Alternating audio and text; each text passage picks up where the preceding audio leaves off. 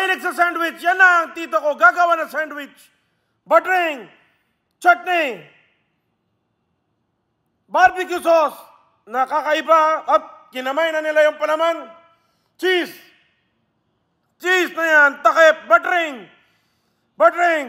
Chutney. Okay. Spicy sauce. Kinamay ulit. Oh. Pasensya na kayo mga insan. Buttering.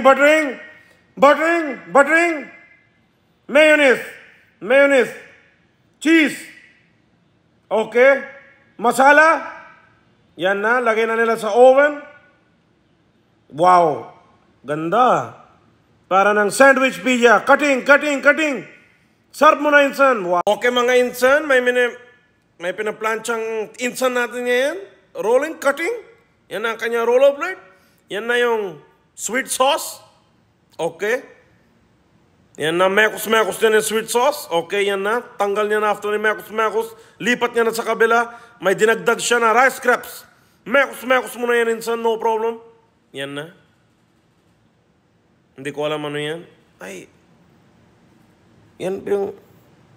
Oh my God. Kinakain namin yan. Okay, malinis naman yung gawa, no problem. Yan na. Pinaplansya niya na yan. Matamis yan mga insan.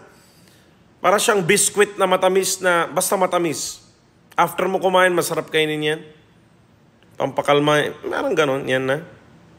Okay, ganyan pala, locking, baliktad na yan. Okay, may papel sa baba, wow. Paper. Saya ni tita ko yan eh. Okay, yan na mga insan. Enjoy!